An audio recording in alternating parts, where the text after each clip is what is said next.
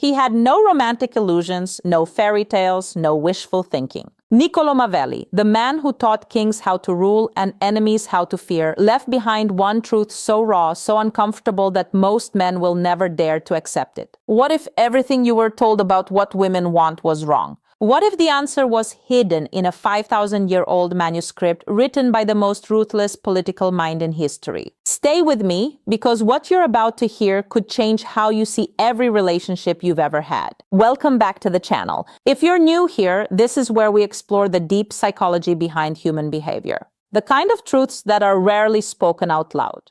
Today's topic sits at the intersection of philosophy, evolutionary psychology, and the cold, unfiltered writings of Niccolo Machiavelli. The maestis. We're going to unpack what Machiavelli actually believed about female nature, why modern psychology quietly agrees with him, and most importantly, what this means for you as a man navigating relationships, attraction, and influence in the modern world. This is not about hating women. This is not about manipulation. This is about understanding, because you cannot change what you refuse to acknowledge. Let's begin. Part 1. Who was Machiavelli and why should you trust him? Most people know Machiavelli from one book, The Prince, written in 1513. It was a brutal, honest guide to political power. Machiavelli didn't write what people wanted to hear. He wrote what actually worked. He watched rulers rise and fall, studied human nature the way a surgeon studies a body without sentiment, without bias, without the comfort of illusion. And here's what made Machiavelli different from every self-help writer, every relationship coach, and every philosopher before him. He didn't ask, what should people be? He asked, what are people actually? That distinction is everything, because most men walk into relationships with a version of a woman that exists only in their minds. They project loyalty, consistency, deep emotional commitment, and then they're blindsided when reality doesn't match the fantasy. Machiavelli would look at that man and say, you failed before you even began. You never studied your terrain. He believed that misunderstanding human nature, and specifically female nature, was one of the greatest strategic errors a man could make. So,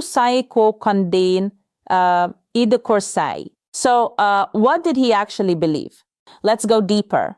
Part 2. Machiavelli's core observation, the nature of desire. Machiavelli made a foundational observation about human beings. People are drawn to strength. People are repelled by weakness. This wasn't a moral judgment. Was simply an observation like gravity.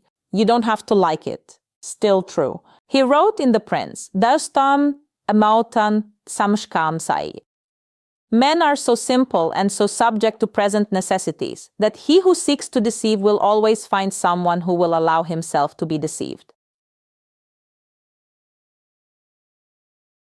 Now apply this to attraction. What Machiavelli understood centuries before evolutionary psychologists coined the term hypergamy is that women are instinctively drawn to men who project power, certainty, and status. Not because women are shallow, but because at a deeply biological level, these traits signal the ability to protect, provide, lead. Here is the brutal part men don't want to hear. A woman's attraction is not primarily driven by how much you love her. It's driven by how much she respects you. Love without respect is not attraction. It is pity. And pity does not sustain desire. Machiavelli saw this play out in the courts of kings and nobles constantly. The ruler who begged for loyalty received contempt. The ruler who commanded respect received devotion, sometimes even from people who feared him. This is what he called the difference between being loved and being feared. And he argued that it is far safer to be feared than loved because love is conditional. But respect is structural. It's built on how you carry yourself every single day. Now, modern psychology backs this up in ways that would have made Machiavelli smile. Part 3. What modern psychology confirms. Dr. David Buss, an evolutionary psychologist at the University of Texas, conducted one of the largest studies on human mate preference, spanning 37 cultures across 6 continents. His findings were clear. Women across all cultures consistently prioritize resource acquisition, ambition, and social dominance in a partner. These aren't learned preferences. They are deeply wired. This doesn't mean women are gold diggers. It means that the female brain evolved over hundreds of thousands of years to seek out men who could lead, protect, and provide, because that's what ensured the survival of offspring. And here's where Machiavelli's insight becomes frighteningly precise. He understood that how a man presents himself matters more than what he actually feels. Think about that. A man can be deeply in love, committed, loyal, emotionally available. But if he presents himself as needy, uncertain, or desperate for validation, that love becomes invisible. The woman's subconscious simply cannot override the signal of weakness, no matter how hard she tries. Machiavelli called this the appearance of virtue being more important than virtue itself in political life.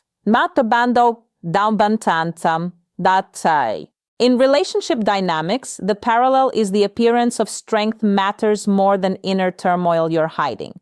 A man who is struggling but composed is infinitely more attractive than a man who is thriving but anxious for approval. Composure frames self-possession. These were Machiavellian principles, and they are magnetic. Part 4. The story of the prince and the peasant. Let me tell you a story, a fictional one, but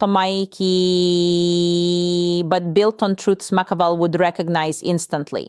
There were two men in a small village in Renaissance Italy. One was a prince, man was a prince, not particularly handsome, not particularly kind, but he walked with certainty. He made decisions without flinching. When he entered a room, people turned. The other was a peasant, warm, generous, deeply in love with the same woman. He brought her flowers.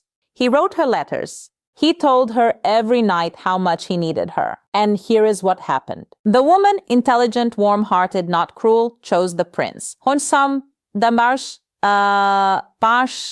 Not because she didn't see the peasant's love. She did.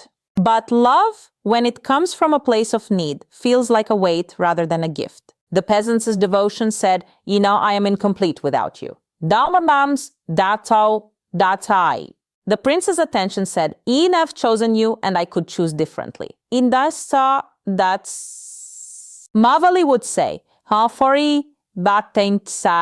the peasant made the error of revealing his hand before the game even began. The prince never begged for a place in her life. He simply occupied space with such confidence that she moved toward him naturally. This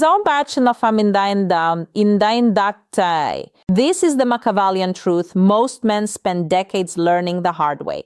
Part 5, the balance. Machiavelli doesn't mean cruelty. Now, here is where most people misread Maeve, and it's critical. Machiavelli was not advocating cruelty. He was not saying be cold, be distant, don't love. He was saying never let your need for someone else become the foundation of your identity. There is a profound difference between a man who chooses to love deeply and a man who cannot survive without the object of that love.